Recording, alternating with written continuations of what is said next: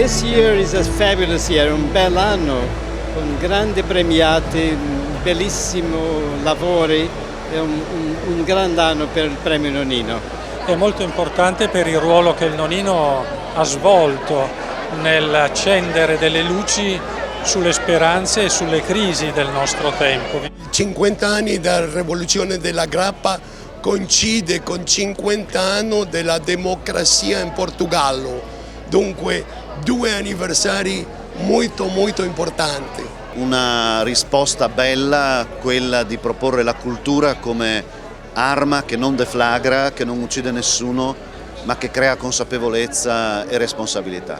Un esempio straordinario di passione, intelligenza ed energia, una piccola lezione su come affrontare delle cose che sembrano impossibili e renderle possibili. Sono interpreti della contemporaneità, però si lega la tradizione con una visione del futuro. La cultura è un ponte meraviglioso. Se gli imprenditori italiani importanti facessero come la famiglia Nonino, le cose in questo paese andrebbero meglio. This is practically unique in the world, and I hope it will continue forever. C'è questa cosa dietro, anima, cuore, una famiglia che si vuole bene, che sta lavorando e che è aperta per tutti. Persone meravigliose, progetti fantastici, capacità di aggregare e calore e simpatia e vita.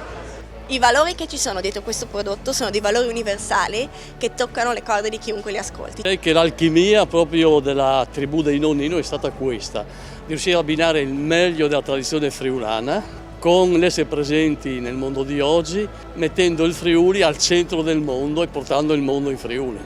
Celebriamo il bello di questa regione, di questa zona, del grande artigianato e della cultura.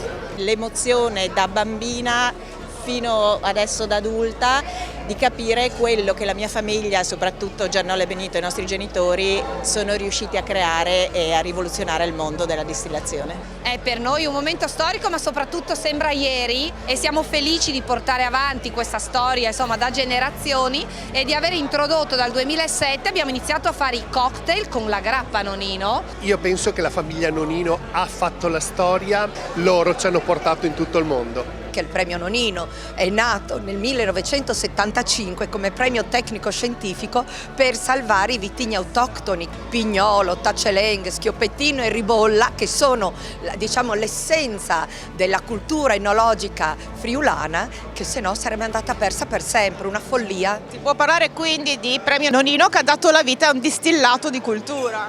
Direi proprio che è una sintesi perfetta, grazie di cuore.